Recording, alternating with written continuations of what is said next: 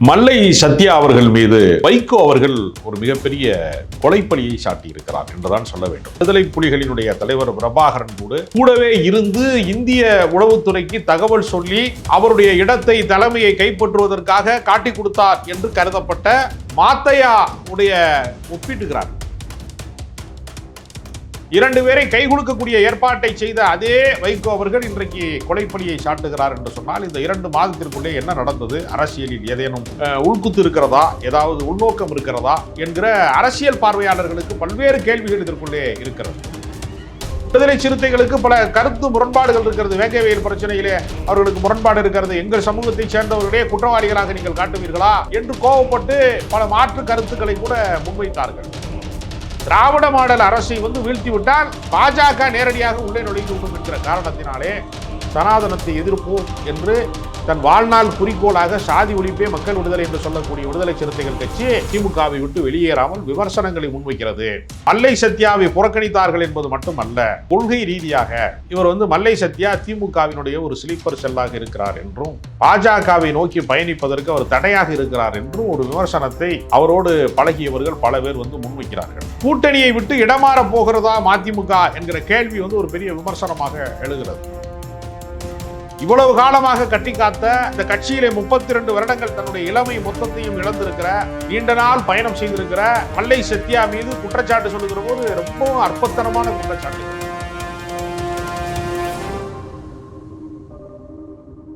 நேயர்களுக்கு அன்பு வணக்கம். மல்லை சத்யா அவர்கள் மீது ஒரு மிகப்பெரிய கொலைப்பழியை மறுமலர்ச்சி திராவிட முன்னேற்ற கழகத்தினுடைய பொதுச் செயலாளர் வைகோ அவர்கள் ஒரு மிகப்பெரிய கொலைப்பழியை சாட்டி இருக்கிறார் என்றுதான் சொல்ல வேண்டும். ஏனென்றால் விடுதலை புலிகளினுடைய தலைவர் பிரபாகரன் கூடவே இருந்து இந்திய உளவுத்துறைக்கு தகவல் சொல்லி அவருடைய இடத்தை தலைமையை கைப்பற்றுவதற்காக காட்டி கொடுத்தார் என்று கருதப்பட்ட மாத்தையா உடைய ஒப்பிட்டுகிறார். மாத்தையா என்கிற அந்த தளபதியோடு இவர் ஒப்பிடுகிறார். கூடவே இருந்துவிட்டு கடைசி நேரத்திலே இவர் தன்னை காட்டி கொடுத்தார் மாத்தையா. அதே போலத்தான் காட்டி கொடுக்கக்கூடிய ஒரு ஆளாகத்தான் மல்லை சத்யா இருக்கிறார் என்று அவர் சொல்லுகிறார். 2 மாதங்களுக்கு முன்பு ஒரு முரண்பாடு ஏற்பட்ட போது நான் கட்சியை விட்டு விலகிக் கொள்கிறேன், ராஜினாமா செய்கிறேன் என்ற ஒரு அரசியல் நாடகத்தை துரை வைகோ அவர்கள் நடத்தி காட்டினார். அப்பொழுது சத்யாவை விட்டுக் கொடுக்க முடியாது என்று சொல்லி 2 பேரை கைகுலுக்க வேண்டும் என்று சொல்லி நிர்வாக குழு கூட்டத்திலே 2 பேரை கைகுலுக்கக்கூடிய ஏற்பாட்டை செய்த அதே வைகோ அவர்கள் இன்றைக்கு கொலைப்பழியை சாட்டுகிறார் என்று சொன்னால் இந்த 2 மாதத்திற்குள்ளே என்ன நடந்தது, அரசியலில் ஏதேனும்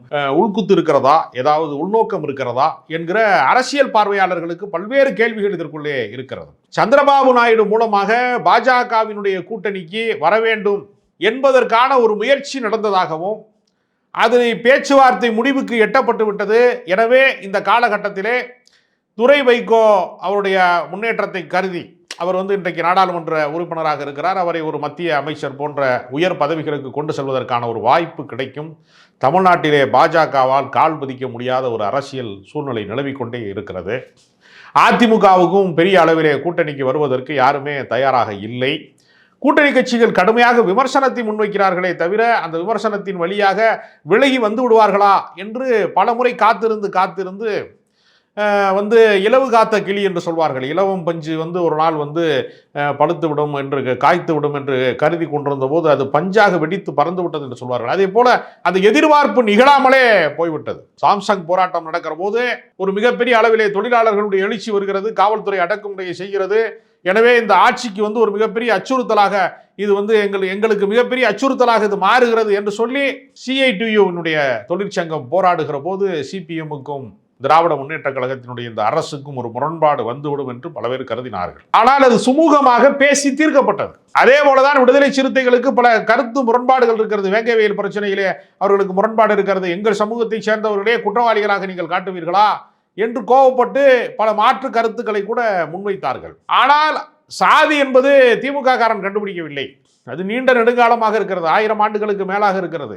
சாதிய வன்கொடுமை என்பது ஒரு ஆட்சி மாற்றத்தினால் நிகழப்போவது அல்ல, நம்மளுடைய கூட்டணி மாற்றத்தால் நிகழப்போவது அல்ல. அது சாதிய மனநிலையை மாற்றுவதற்கு சீர்திருத்தவாதிகள், தந்தை பெரியார் போன்றவர்கள், அண்ணல் அம்பேத்கர் போன்றவர்கள், எத்தனையோ புரட்சிகர சிந்தனை கொண்டிருக்கிறவர்கள் நீண்ட காலமாக சமூக மாற்றத்திற்கு வேலை செய்திருக்கிறார்கள். அது வெறுமனே சட்டத்தின் மூலமாக மாற்ற முடியாதது. வெறும் ஆட்சியின் மூலமாகவோ அதிகாரத்தின் மூலமாகவோ சாதிய மனநிலையை இல்லாமல் செய்து விடுகிற வாய்ப்பு என்பது நடைமுறையில் இல்லை. எனவே அந்த கலை யதார்த்தத்தை புரிந்து கொண்டு விடுதலை சிறுத்தைகள் கட்சியினுடைய தலைவராக இருக்கக்கூடிய திருமாவளவன் அவர்கள் விமர்சனம் வைக்கிறார். அதாவது பூனை தன்னுடைய குட்டியை கவ்வுவதற்கும் அதே சமயத்திலே ஒரு எலியை கவ்வுவதற்கும் வேறுபாடு இருக்கிறது. எலியை கவ்வுகிற போது அது இல்லாமல் போய்விடுகிறது. பூனையை கவ்வுகிற போது அந்த பூனை பாதுகாக்கப்படுகிறது, பூனைக்குட்டி பாதுகாக்கப்படுகிறது. நட்பு முரண் என்றும் பகை முரண் என்று சொல்வார்கள். அரசியலிலே நட்பு முரண் என்று சொல்வது, இப்ப காந்தி அவர்களுக்கு அம்பேத்கரோடு முரண்பாடு இருந்தது, அது நட்பு முரண். ஏனென்றால் அம்பேத்கர் அவர்கள் என்ன நினைத்தார்கள் என்றால், காந்தி இவ்வளவு பெரிய போராட்டத்தை முன்னெடுக்கிறவர், தீண்டாமைக்கு எதிரான போராட்டத்தை ஏன் அவர் சொல்ல மறுக்கிறார், சாதி மறுப்பை ஏன் சொல்ல மறுக்கிறார் என்று ஒரு தோழமை சுற்றல் இருந்தது. ஆனால் பாஜக காரர்கள் அன்றைய இந்துத்துவவாதிகள் என்ன செய்தார்கள் என்றால், அவர் ஏன் சனாதனவாதியாக காந்தி மாறாமல் இருக்கிறார்? அம்பேத்கருக்கு காந்தி மீது இருக்கக்கூடிய விமர்சனம் தோழமை சுட்டல் என்றால் அது நட்பு முரண் என்றால் இது பகை முரண். அவர் ஏன் முழுமையான சனாதனவாதியாக மாற மறுக்கிறார், இந்துத்துவவாதியாக மாற மறுக்கிறார்? அவர் எவ்வளவுதான் கடவுள் நம்பிக்கை கொண்டவராக இருந்தாலும் பிற மதங்களை மதிக்கக்கூடியவராக, மதச்சார்பற்றவராக, மதச்சார்பின்மையை காப்பாற்றக்கூடியவராகவும் அவர் இருக்கிறார் என்று அவர்கள் பகை முரணை அவர்கள் வளர்த்தார்கள். இதுலேயே என்னன்னா, திராவிட மாடல் அரசை வீழ்த்தி விட்டால் பாஜக நேரடியாக உள்ளே நுழைந்து விடும் என்கிற காரணத்தினாலே சனாதனத்தை எதிர்ப்போம் என்று தன் வாழ்நாள் குறிக்கோளாக சாதி ஒழிப்பே மக்கள் விடுதலை என்று சொல்லக்கூடிய விடுதலை சிறுத்தைகள் கட்சி திமுகவை விட்டு வெளியேறாமல் விமர்சனங்களை முன்வைக்கிறது. கூடுதலாக சீட்டுகளை கேட்போம், கூடுதல் தொகுதிகளை கேட்போம் என்று உரிமை போராட்டம் நடத்துகிறார். அதே போல சண்முகம் போன்றவர்கள் கம்யூனிஸ்ட் கட்சியினுடைய மாநில செயலாளராக, சிபிஎம்னுடைய மாநில செயலாளராக இருக்கக்கூடிய கம்யூனிஸ்ட் கட்சியினுடைய சண்முகம் போன்றவர்கள் விமர்சனத்தை முன்வைக்கிறார்கள். இது என்ன பூர்சுவ அரசாங்கமா என்று கேட்கிறார்கள். நீங்கள் எல்லா கோரிக்கையை நிறைவேற்றி விட்டீர்களா, தேர்தல் வாக்குறுதியிலே கொடுத்ததெல்லாம் நிறைவேற்றி விட்டீர்களா என்று எதிர்கருத்தை எல்லாம் கேட்கிறார்கள். கூடுதல் தொகுதி கேட்போம், நாங்கள் கொடுத்ததை வாங்கி கொண்டு செல்ல மாட்டோம் என்றெல்லாம் பேசுகிறார்கள். இந்த முரண்பாடு என்பது வேறு. ஆனால் பாஜகவினுடைய தரப்பிலே இருந்து எல்முருகன் போன்றவர்கள் எல்லாம் ஏற்கனவே வாஜ்பாயினுடைய அரசாங்கத்திலே இருந்த, தமிழ்நாட்டிலே கூட்டணியிலே இருந்த ஒரு கட்சி எங்களோடு பேசிக் கொண்டிருக்கிறது என்று எல்முருகன் சொன்னார். அது யாரை சொன்னார்? மதிமுகவை தான் அப்படி குறிப்பிட்டு சொன்னார்கள். ஏனென்றால் திமுக வரப்போவது இல்லை, மதிமுகவை தான் அப்படி குறிப்பிட்டு சொன்னார் என்கிற ஒரு தகவல் அப்பொழுது பரவியது. அதை மிக கடுமையாக வைகோ அவர்கள் மறுத்தார்கள். ஆனால் இன்றைக்கு இவர்கள் இரண்டு பேருக்கும், வைகோவுக்கும் துரை வைகோவுக்கும் மல்லை சத்யாவுக்கும் நடக்கக்கூடிய இந்த மோதலுக்கு பின்னாடி மல்லை சத்யாவை புறக்கணித்தார்கள் என்பது மட்டுமல்ல, கொள்கை ரீதியாக இவர் மல்லை சத்யா திமுகவினுடைய ஒரு ஸ்லீப்பர் செல்லாக இருக்கிறார் என்றும், பாஜகவை நோக்கி பயணிப்பதற்கு அவர் தடையாக இருக்கிறார் என்றும் ஒரு விமர்சனத்தை அவரோடு பழகியவர்கள் பல பேர் முன்வைக்கிறார்கள். எனவே இப்பொழுது இருக்கக்கூடிய அரசியல் சூழ்நிலையிலே கூட்டணியை விட்டு இடமாற போகிறதா மதிமுக என்கிற கேள்வி ஒரு பெரிய விமர்சனமாக எழுகிறது. இவ்வளவு காலமாக கட்டி காத்த இந்த கட்சியிலே 32 வருடங்கள் தன்னுடைய இளமை மொத்தத்தையும் இழந்திருக்கிற, நீண்ட நாள் பயணம் செய்திருக்கிற மல்லை சத்யா மீது குற்றச்சாட்டு சொல்லுகிற போது ரொம்பவும் அற்பத்தனமான குற்றச்சாட்டுக்கள். கட்சியை விட்டு பிரிந்து சென்றவர்கள் மீது அவர்களோடு உரையாடி கொண்டிருக்கிறார், அலைபேசியிலே அலாவுகிறார், பேசுகிறார் அப்படின்னு சொல்றாரு வைகோ அவர்கள். அப்ப கட்சியை விட்டு பிரிந்து சென்றவர்களோடு பேசக்கூடாதுன்னா நீங்கள் எப்படி பாஜக காரர்களோடு பேசினீர்கள் என்கிற விமர்சனம் அதற்குள்ளே இருக்கிறார். அதே போல அப்படி பார்த்தால் திமுகவை விட்டு வெளியேறி வந்ததுதான் மதிமுக. திமுக காரரோடு பேசுவது என்பதே மாற்று கருத்துடையவரோடு பேசுவதுதான். அப்ப மற்றவரோடு பேசவே கூடாது என்று இன்றைய காலகட்டத்திலே அரசியலே சொல்ல முடியாது. எல்லாரும் எல்லாரோடையும் பேசத்தான் செய்வார்கள். பொன் ராதாகிருஷ்ணன் அவர்கள் விசிக தலைவர் திருமாவளவனை சந்தித்து நீங்கள் எங்கள் அணிக்கு வர வேண்டும் என்று பலமுறை கோரிக்கை வைத்தார். பலமுறை விசிக எங்கள் அணிக்கு வர வேண்டும் என்று வெளிப்படையாகவே பேசினார், நேரடியாக கூட சந்தித்தார். ஆனால் அவருடைய கருத்தை மாற்றிக்கொள்ளவில்லை. அதாவது மாற்று கருத்துடையவர்களோடு கைகுலுக்கிக் கொள்வது என்பது கருத்துக்களோடு கைகுலுக்கிக் கொள்வதாக மாறிவிடாது. பேசலாம், பொது இடங்களிலே பார்க்கிற போது, திருமண விழாக்களிலே, பொது விழாக்களிலே, நாடாளுமன்றங்களிலே எதிரெதிராக சந்திக்கிற போது நலம் விசாரித்துக் கொள்வது என்பது ஒரு பண்பாட்டு நடவடிக்கை தான். அதற்காக அரசியலிலே எல்லா கொள்கையும் விட்டுவிட்டு ஒருவருக்கு பின்னால் இன்னொருவர் போய்விடுவார் என்பது அல்ல. ஆனால் இந்த சந்தர்ப்பத்தை பயன்படுத்தி கொண்டு பாஜகவிற்கு தமிழ்நாட்டிலே ஆள் பிடிப்பதற்கு யாருமே இல்லை, கூட்டணிக்கு நாதியே இல்லை என்கிற நிலைமையில மிரட்டி அமித்ஷாவின் மூலமாக அதிமுகவை தன் பக்கம் சேர்த்து விட்டார்கள். அது ஒரு பொருந்தா கூட்டணியாக நடைமுறையிலே இருக்கிறது. பல ஊர்களுக்கு இன்றைக்கு தமிழகத்தை காப்போம் என்று பயணித்திருக்கக்கூடிய பழனிசாமிக்கு கட்சியை காப்பாற்றுவதே மிகப்பெரிய சிக்கலாக இருக்கிறது. பன்னீர்செல்வம் அவர்கள் வேற தனியாக கட்சி தொடங்க போகிறார், எம்ஜிஆர் மக்கள் திமுக என்ற ஒரு கட்சியை தொடங்க போகிறார் என்றொரு தகவல் வருகிறது. அப்போ அவர் சொந்த கட்சியிலேயே பிரிந்து சென்றவர்கள், முரண்பட்டவர்களை எல்லாம் ஒன்று கூட்ட முடியாமல் வலிமை இழந்து கிடக்கிற அதிமுகவை தான் பாஜக மிரட்டி பணிய வைத்திருக்கிறது. பாஜகவே நம்பி பயணித்த பன்னீர்செல்வம் போன்றவர்கள் எல்லாம் இன்றைக்கு அரசியல் அனாதைகளாக மாற்றப்பட்டு விட்டார்கள் என்கிற சூழ்நிலை நிலவுகிறது. இந்த சூழ்நிலையிலே பாஜக கூட்டணிக்கு மதிமுக தாவப் போகிறதா இல்லையா? அதற்காகத்தான் மல்லை சத்யா ஓரங்கட்டப்படுகிறாரா என்று ஒரு கேள்வி அரசியலிலே ஒரு மிக கடுமையான ஒரு விமர்சனமாக முன்வைக்கப்படுகிறது. வைகோ அவர்கள் ஏற்கனவே பல முரண்பட்ட கூட்டணிகளை வைத்தவர் என்பது அவருடைய கடந்த கால வரலாறு. திமுகவோடு முரண்பட்டார், பின்னாளில் திமுகவோடு கூட்டணி வைத்தார்.